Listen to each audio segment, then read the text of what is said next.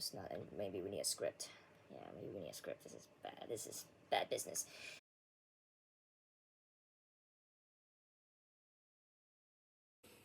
Maybe I'll start something here and see where things goes.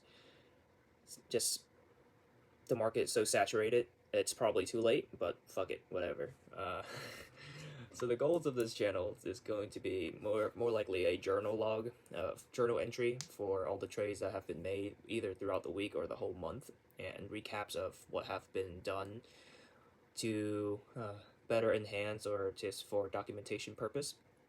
And hopefully we can grow this into something big, and or not, it doesn't matter. Our goals is probably going to hopefully eventually turn this into a way of showing how trading could possibly makes you a little bit of a side income while having a full-time job, and then using this trading money to purchase items that we would perhaps not purchase on our own income. So 20% rules, pay yourself 20% for whatever you earns. It's going to be the golden rules. I might want to dial that down to 10%, but we'll see. Hopefully we'll have something fun to shows how the progress over the course of however long this is going to last. But the main goal is to journal. So let's get started. So this week was pretty rough. Not rough. It's good for me because I actually like short selling a lot more, and I'm more of a contrarian, maybe contrarian, probably more like a contrarian trader, mean reversion trader. So I look at things that has been overly bought and then buy puts, mostly out of the money puts. And this week, a few things that had happened. Let's check my trading log here. For now, I probably won't show you guys the log because it's kind of confidential. I made some money, but it's not. It's kind of confidential. But we'll see. We shouldn't be so privatized about our earnings. We should open and talk about it more. That way we can learn from one another, right? But for now, let's do that. Just in case my boss found this video. We don't want that either, do we? All right. All right, I don't even remember. I took so many trades this week. Let's go over a few things. So that with the Ukraine and Russian situation, we got a massive oil situation. Oils went parabolic, skyrocket, or whatever we want to call it. And these were the these three were my three energy stocks that I had preset that I purchased over the past few months, actually. So let's go over PHX here. So with PHX, I made tons of trades. I went in and out, and the first purchase of the stocks was September 9th, 2021. And I just keep going in and out because we were like around this area here. Let's do the daily. Dailies are easier to look at. I was pretty much in September. This is the free trading tools. Always do for free. We'll start upgrading when we start making money, either on the market or on YouTube. We'll start making an upgrade soon. So anyway, September, let's see, November. So we were really early, September 9th. So we were around this area here when we made the purchase, and we just keep going in and out. As you can see, it rise, it come down, and then it just kept going up again. So it was hard to say. I mean, we already know that there was energy crisis in Europe at, I don't know, early 2020, so maybe late 2021. I can't remember, but there was an energy crisis in Europe, and so I decided to look for energy stocks, knowing that eventually one of these would play out. And typically when I go with this is just a new strategies I like to look into. I haven't really confirmed whether this works or not. And so when you see stocks that have been oversold for so long, and then our fundamental or our macro environment tells us that we're going to have a energy crisis, it's probably there's a high probability that this might go just momentum play or synergy play. I don't know all these technical terms. So that was the idea, and it worked out quite well when the Russians started invading and the oil crisis happened, and it went up to almost 50% from this bottom here. So, and then same thing with rigs, same concept. I've been having this since February 4th of 2022. Found it by accident. I love the shapes of the stocks. I tend to buy, if I buy stocks, it's gonna be oversold. As you can see, it's massively oversold. This is a monthly chart, by the way. Look at that. So there's a lot of room to go back up, and if the energy thing continue, the oil supply continue to be choked, and barrels do goes. I mean, this is a Switzerland company, so we'll hope for the best. And, one of my weaknesses is security analysis. I do not know how to do that yet. That's something I would have to look into eventually.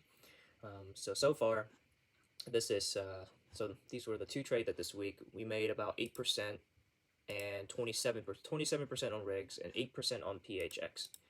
The reason we got 8% is because I've been going in and out since September, in and out, and eventually, once the news kind of rapidly pick up with the issues with the energies, I pick up more shares here, and then we finally right up here, and then choke up a little bit right up around this area. We just It's just hard. I still don't know how to put strategies together and make sure that we can optimize the trade and let the winner run. So that's that. And then now my next bet is probably be uranium. Uranium's it's probably one of the greenest source of energy. Although I haven't done much reading on the waste products, I don't know if there's gonna be any waste issues with the uranium, and so we'll see what's gonna happen with the uranium here. So let's see. So as people are starting having more energy problem, last resort uranium is probably one of the most efficient source of energy, but also dangerous if not carefully conducted. Though uranium, I need to read more about uranium technology and how it really works. But I definitely know that it's one of the most green energy, most efficient, and I don't know about the waste products. Russian ships, icebreaker ships, uses uranium to run, and it lasts for 7 years without any sort of replenishment of uranium, or something like that. So don't quote that as facts. All this are opinions. Please do not use this to trade. So that's that. Right. So that's this week was that oil spikes, got some energy stocks in, and made some good money, and then the rest was just Tesla, Tesla, and shorting spies. And most of it were just buy puts, out of the money puts. I do not recommend anyone to try out of the money puts if you don't know what you're doing. You can lose 50% or more overnight if you're not careful, depending on your time frame and how you want to trade it. So Tesla, easy peasy. It was actually not easy peasy. It's very scary because Tesla out of the money puts, one contract could cost you about 1,500, and I'm getting a little more aggressive and have been doing quite well in that realm, especially shorting. So I'm probably gonna go over the Friday trade here. So Thursday trade. So it closed here 11:30 Wednesday evening, and then market open. Can't go higher. Let's go back to the daily. Let's look at the daily first. First thing first, here's the daily. We're already in the bearish conditions. It's very weak. This is a very rapid move here. This is a shock. Typically, this is a shock movement, and it consolidate, then continue lower, because higher lows. So we're having higher lows. No, sorry, we're having a lower high, lower highs, and then we're touching a couple of the resistance here. Let's see. Let's go on the weekly. Yeah, weekly. Okay, yeah, that looks about right. So tested this 50 week moving average, 52 I believe, it's 52, right? 52 moving week, whatever, 52, and it seemed like it can't push. So then the next week it's it opened closer. Sorry, I'm sidetracking here. So here is fucking hell. I don't even know what I'm doing.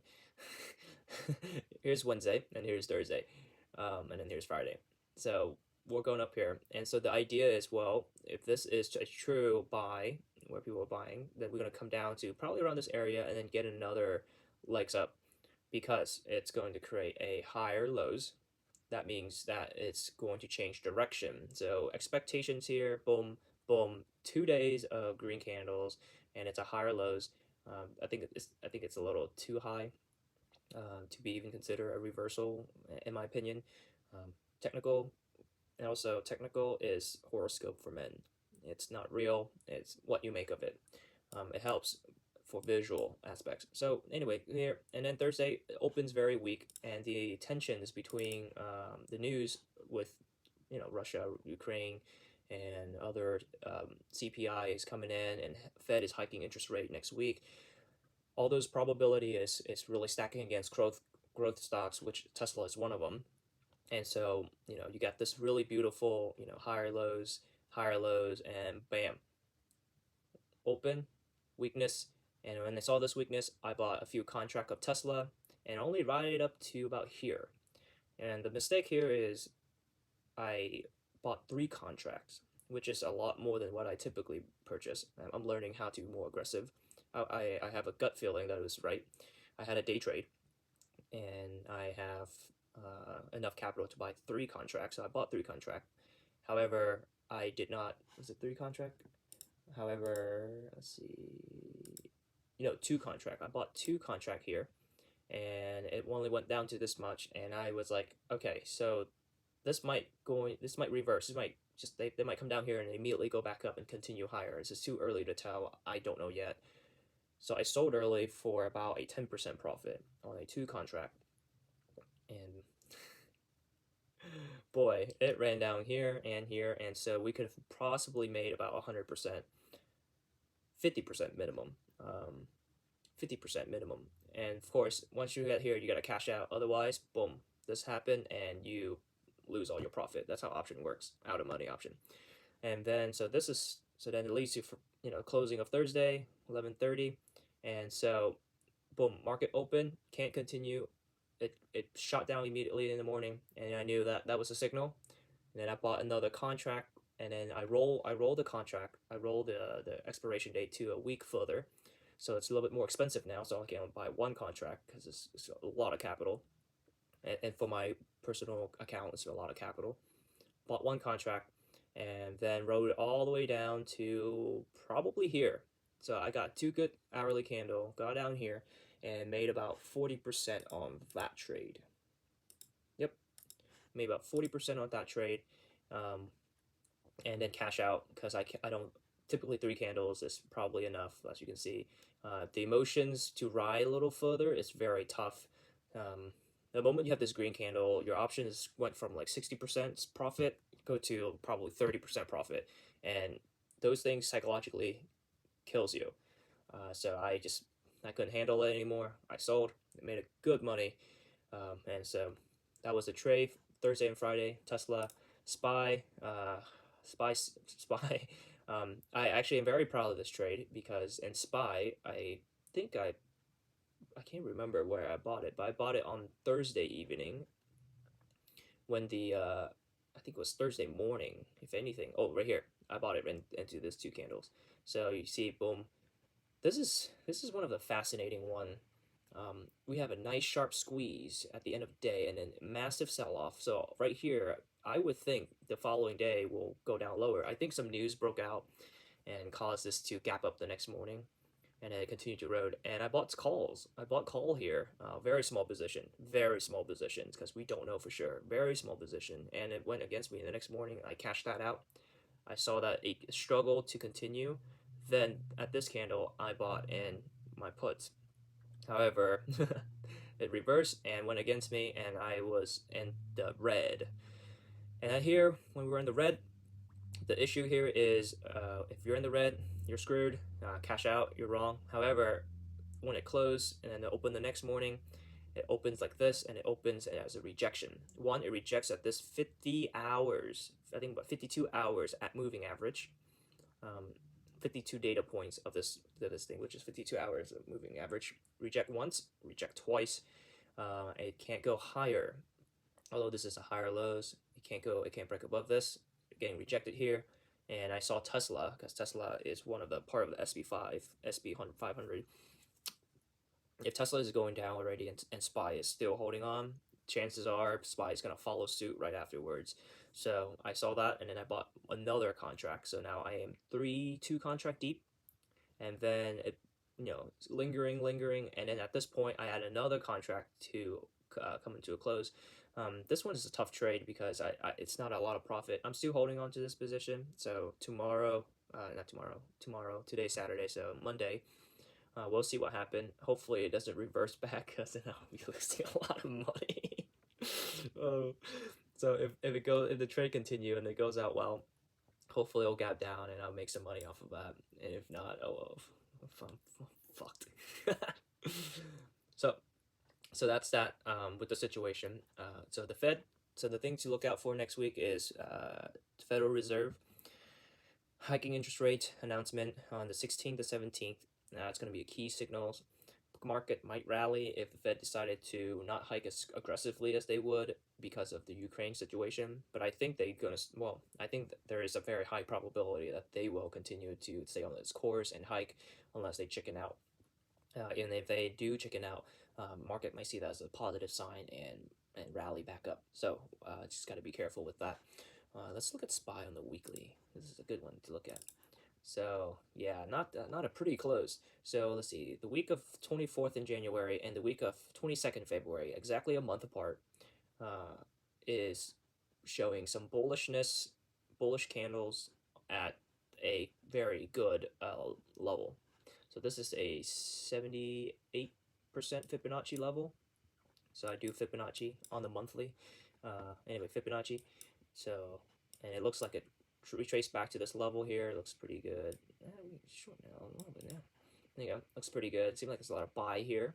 So a lot of dip buyers. And so, and if this candle were to be green or at least a hammer, it would have been a good probability that we're probably going to come in reverse, but it seemed like it closed red like this, which is good for my case, not the market. We'll see. Things can happen. Russia might withdraw on Sunday church time. I don't know. The Holy Spirit got to him, and he withdrew on Sunday, and the market's gonna rally up really hard. Anything can happen. News triumph technicals, so that's something we had to keep that in mind. Was it smart for me to triple down and buy 3 contract of SPY? No, it was not very smart. I made a mistake. We'll see. I mean, I think it was on the verge of not a very good idea. Versus it's a pretty good, not a bad trade because probability is still on my side that we're going to continue to go downwards. And the contract expired in May, so any sort of movement up or down, it's not going to be a lot. It's not going to be a lot. It's not, the volatility isn't going to be as great or as big, or I guess delta. Is it delta or theta? The theta is very low on the option, so it doesn't move. The pricing of the option is not going to reflect so much as if it were to be 2 weeks in expiration or a week ahead. You could totally lose all your money if you do like a weekend expiration. So that's it. For this week. Made some good trade. This has been a good week. Made good trade on rigs because we knew what's going to happen. So we're just looking at stocks. Hopefully in the near future I'll learn how to do security analysis and then pick a better one because there were a lot energy stock that went higher than this. Anyway, so that's the journal for this week. Hopefully we'll start to draft more, script more things. Maybe we'll do something fun with this YouTube channel. But for now, we'll just play around and figure out what's going on. Thanks for watching.